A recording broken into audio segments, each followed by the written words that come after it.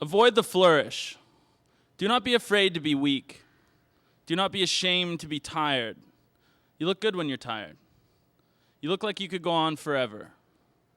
That was Leonard Cohen. This is the Inspired Word Cafe. Woo. Yeah, so I had a different quotation prepared, and Leonard Cohen just died like an hour ago, which is super, super sad. Canadian icon, so thought we'd rep some Leonard Cohen. Yeah, so sad. Yeah. But I'm stoked for the show tonight. We have super, super talented writer with us. And I think one day we're all going to be like, exaggerating the extent to which we knew her. It's like, oh yeah, Brittany. Oh yeah, no, I used to go to the same, grocery store as, it was one. I was like, oh, I bought a squash. You bought a squash because we both like squash. So, but yeah. So let's have a big round of applause for Brittni McKenzie-Dale. Hi. So my first piece for tonight is going to be a flash fiction story called Grizzly. On Caroline's second birthday, her mother pinned her hair into 2 dark pig curls that boing-bobbed when she waddled. She'd eaten her twin in the womb. Now she sat in her own crap. Ian waited until after ice cream cake, but before 3rd round of beers to take the Dodge past city limits. Only cowards would turn south and just keep driving, but Ian wasn't a coward. Not yet. At sunset, Lake Minnewaca was a baby born in Bethlehem miracle. Water and sky bruised pink and butter yellow. Ian didn't believe in God, but Ian prayed there. Somewhere west of him in a bar in Banff, Sam Harris and Daniel Dennett hunched over West Layton 12, debating if humans had free will or not. Ian knew the conversation. So we're robots? Dennett asked. Harris said sure. And that was what everyone was in a huff about. Ian puffed on the trek up. Ian thought he'd grow fond of being a robot. Beep boop. Rendered classless in that gaping ancestral debt. Made all inheritance unavoidable. No one's hands were clean. If that was pretentious, no bother. If pretentious was the worst thing Ian was called, he'd be a happy man. And at his job, names were tossed around, but that was not one of them. A click-clack behind him. Nails on craggy rock? If a bear, it would be a grizzly. He'd read somewhere that it wasn't their speed that got you, but the force of their bite. Yet the bear thing carried on, click-clack, beep-boop, towards another rock or another lake or another man. Ian wondered how long it might take to starve out here, and how much gas was left in the tank, and if by the time she's old enough to know it runs in the family, Caroline would forgive him.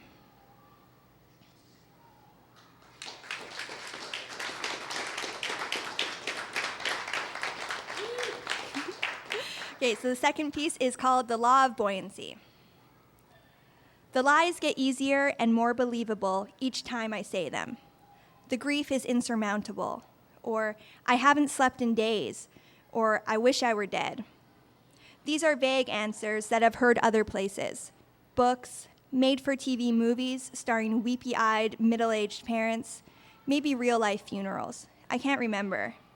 When the doorbell rings, as it does a lot these past few days, I open the door with these phrases on my tongue. It's old and hunchback Gina. Her nose is always running.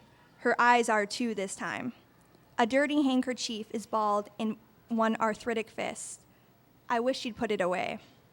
You look nice, sweetie, Gina says. I'm not wearing a bra, and Oliver's oldest sweater stops high on my bare thighs. I'm badly sunburnt. You're getting the screen dirty, Gina says gently, gesturing at my iPhone. My hands are covered in chocolate. I wipe the brown smudge off them with the hem of his sweater. I don't worry if I'm flashing Gina. The grieving are allowed that liberty. The Carsons brought chocolate over, I say, as way of explanation. Would you like some? Instead, Gina steers me towards my cluttered kitchen table. After placing the baked good of the week down next to the others, she holds my hands in hers. Her knuckles feel like turkey bones. If I snap them, can I make a wish?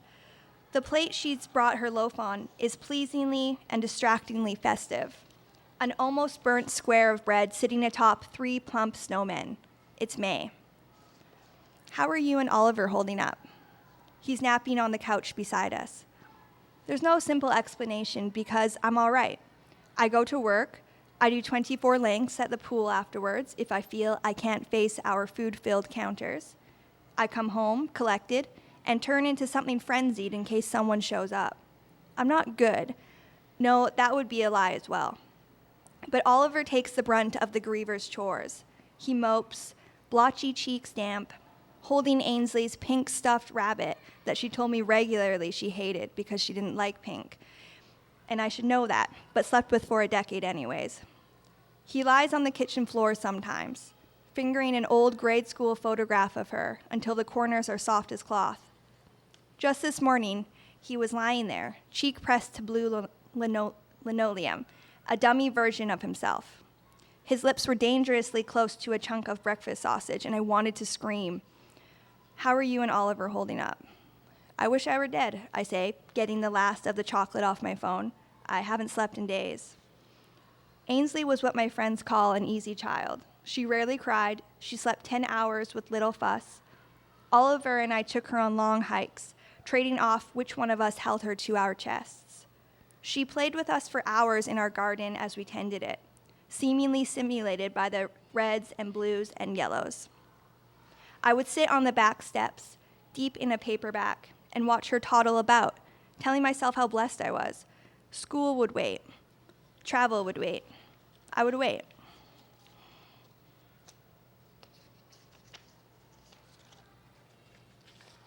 Erica, she would say when hungry, her fat bottom lip drooping. We taught her to speak our first names. We were young and naive, and we thought we were progressive, whatever the hell that means, and we laughed in delight. Her grandparents would grab her chubby arms to prepare her for a wave and plead, "Say hi to your mama and papa." Instead, Ainsley would say, "Hi, Erica. Hi, Oliver." We clapped our hands like zoo-goers, impressed with her intonation.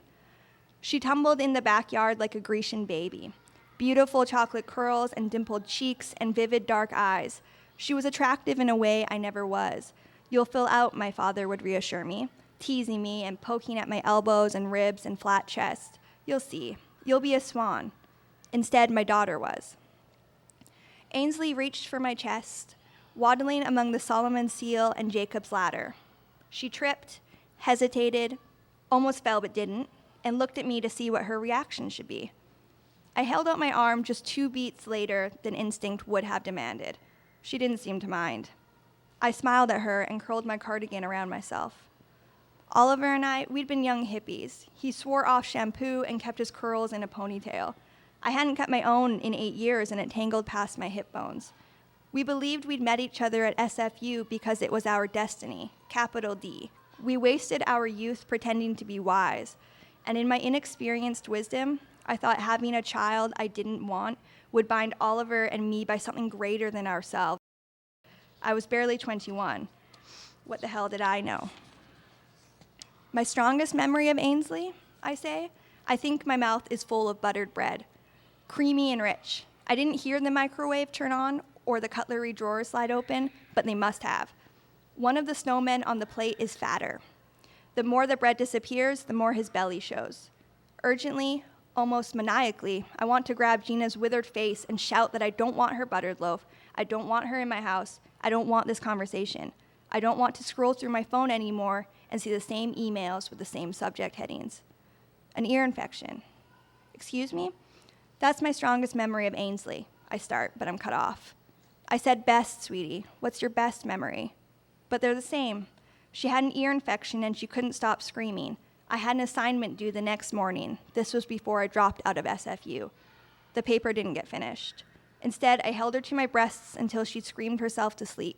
She drooled all over my favorite shirt. I remember she was hot. She was boiling. She felt like a leather seat in a car that sat out in the sun too long. I think I helped her by holding her. You did, sweetie. You helped more than you know. I hope so, I say, and this is the truth. Oliver's eyes wear bags like skirts, and I'm jealous. I've stopped dabbing concealer under my eyes, but it's hopeless. My sleeps are thick and long. I'm not a sociopath, I know that. I've come to terms with my lack of diagnosis on restless cuticle-gnawed afternoons. But a long-clawed beast from another realm, that I can buy. If a beast is only unspoken fears, then I am a monster. I taught Ainsley to swim when she was 11. I'd been a lifeguard during my stint at Simon Fraser. Oliver didn't like water, he never had, but it was the only place I found grace. On land, I was clumsy and awkward. I never knew where to put my feet, and even my tongue had a magic trick of speaking without my consent. But in water, my movements were sharp and agile. Ainsley was heavier than me at that point, stockier with broader shoulders, curvy and beautiful. I thought that this would make her a stronger and more aggressive swimmer. Her lack of effort frustrated me. What if I sink? She'd asked me, fearful. You won't. I might. You won't. As long as the water that you displace weighs more than you do, you'll float, I explained. That's the law of buoyancy. Don't be so technical, Erica, she said. Just tell me how to put my arms and legs. I think now maybe she should have called me Mama or Mommy or Ma. That might have fixed everything. But she didn't. I scowled at her disapproval because I didn't have Oliver's patience. I'd never wanted to be a teacher. You'll float until you die, I'd called, as she drifted in the shallow water, sunshine rippling against her purple suit and the murky waves. Her ears were full of water, and I don't think she heard me. She hummed Andrew York's Snow Flight. The notes jarred against the blubbing waves. I cringe now when I think of my macabre words. You'll float until you die. It's been almost a week since we got the phone call. The driver had lived. Does the driver always live? And Ainsley hadn't. But logging trucks are big, and it had been quick, they said. Those trucks are just so big. Have another bite, Gina says, ripping off more of the doughy bread. Food nourishes the heart. The grief is indescribable, I say and chew. Whatever words are spoken next, I nod to, as though I can take something from them, as though my creature's heart will grow a human conscience. It won't. I understand that.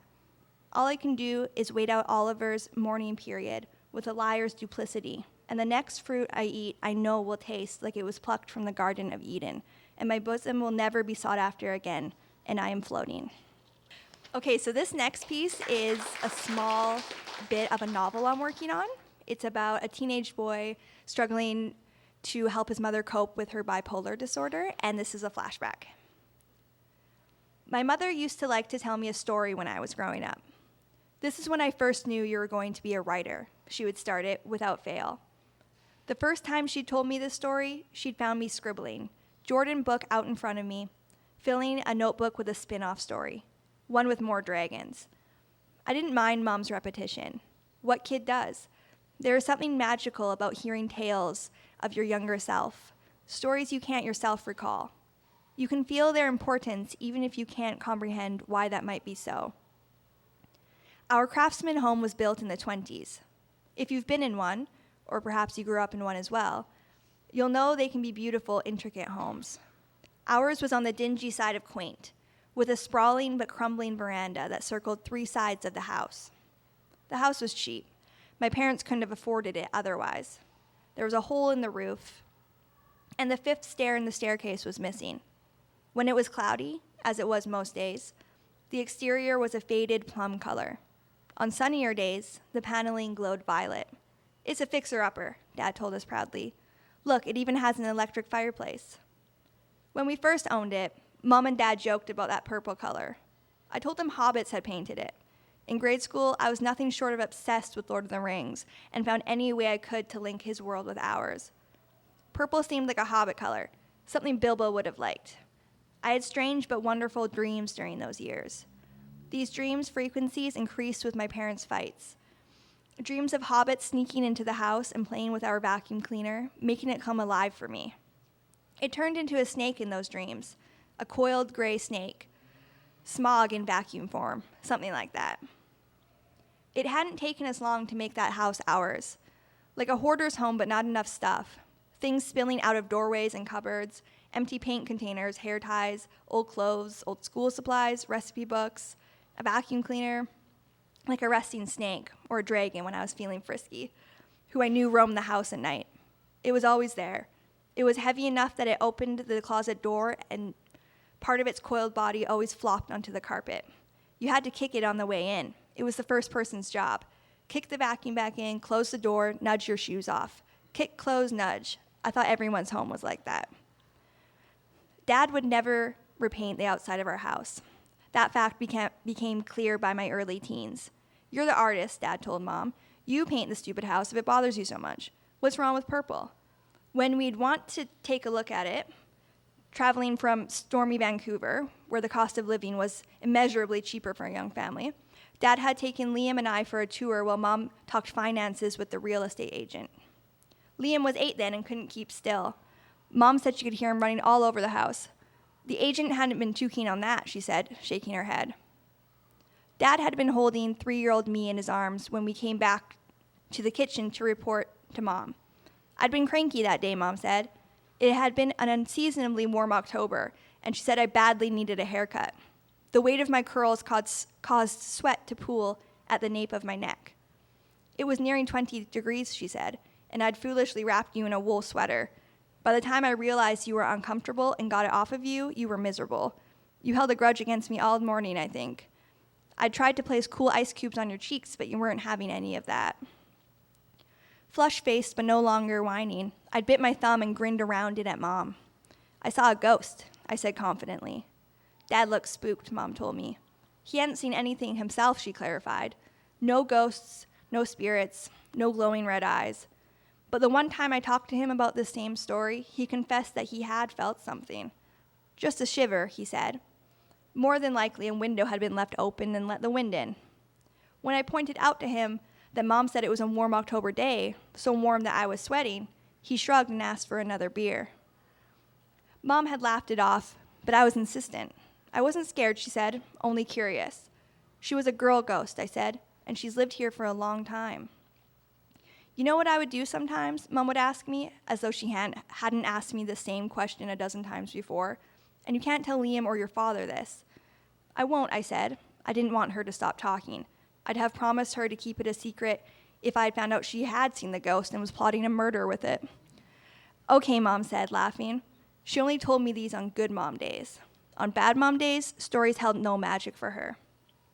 Well, sometimes, when you and Liam and Dad were out of the house, of course, I would talk to her, just a bit. They say kids can sense if there are spirits, you know. You don't really believe that, do you? I said. I'm just telling you what I've heard, she said. Your father and Liam were there with you when you saw the ghost, she told me. And that's why you're the writer. Whether you were being observant or just imaginative, both are ingredients for books, aren't they? Maybe, I'd say, smiling shyly. You're the special one, she'd say on those increasingly few days. Embarrassed, I would point out that it was Liam who we drove hours for to see play soccer. She'd shrug with a sparkle in her eye and say, sure, but it was me who would be in the bookstores. And on bad days, if I asked her to repeat the story, she'd snap at me. You don't believe in ghost stories, do you? It was a chill, Ollie. You were 3.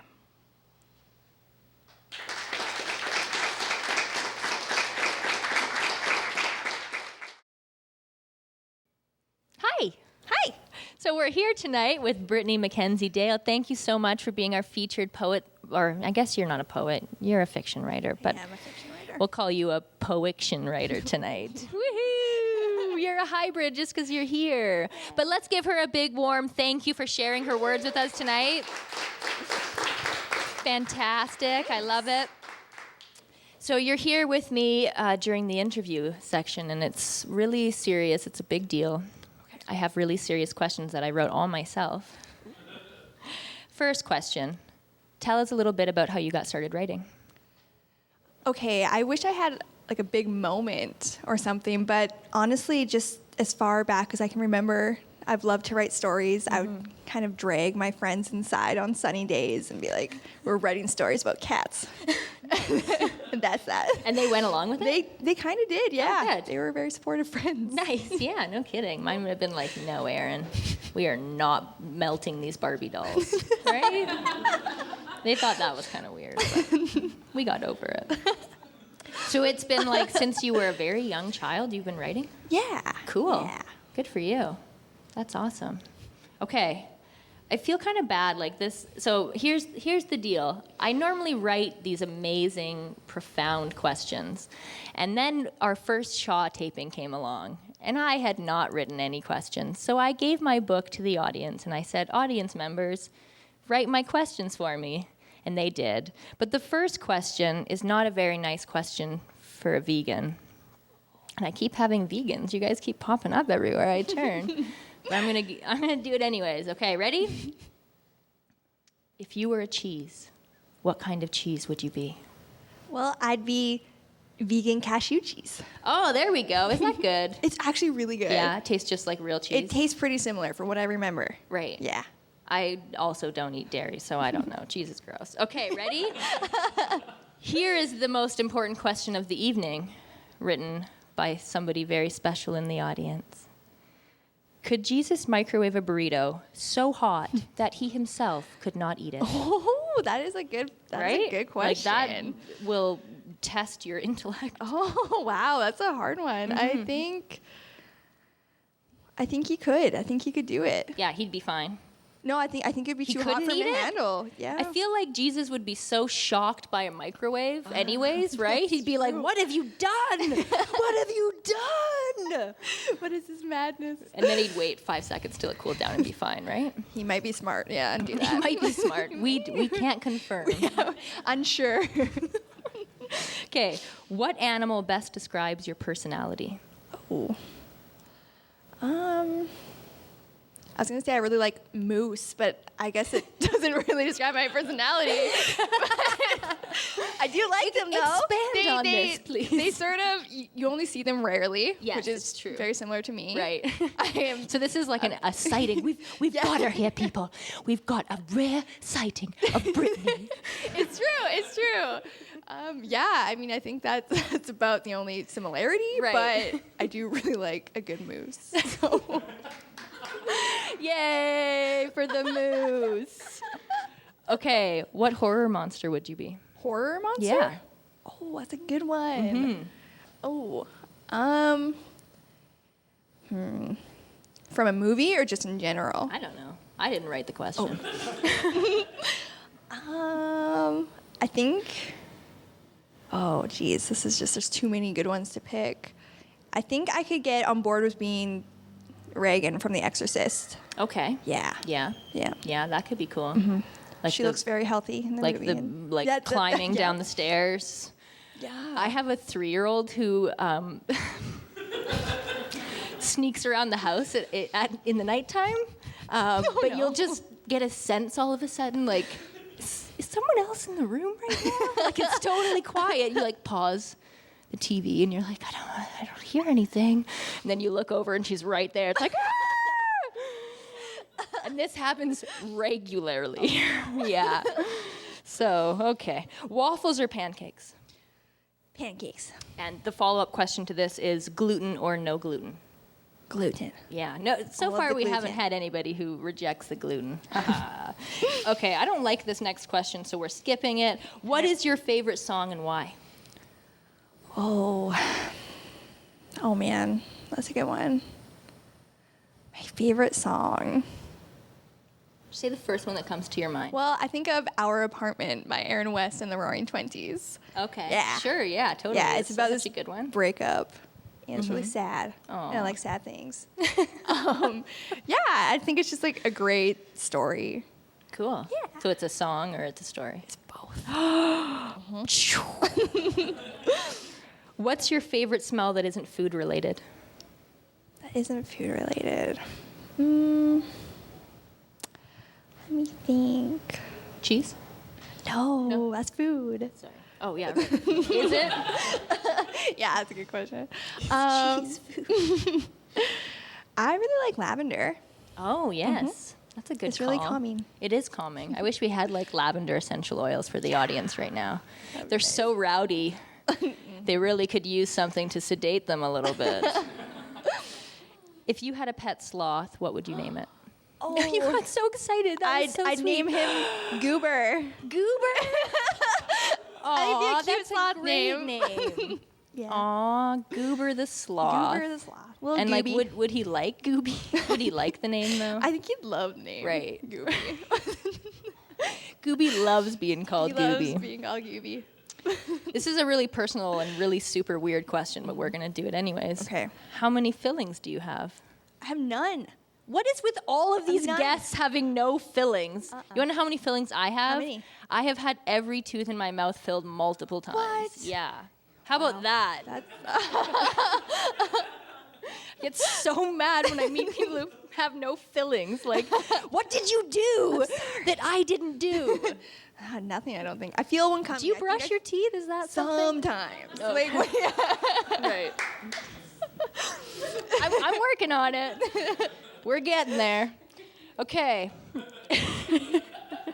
If you woke up tomorrow with superpowers, what superpower would you have? oh, I'd really like to be invisible. That was mine too. Yeah. I like that one. It's so mischievous, It right? is. You could spy on so Yeah. many people. Then they wouldn't know that Mackenzie was in the room. That would be hers too. She already maybe has that power somehow, some way. Okay, is there anywhere else that we can find your work, Brittany?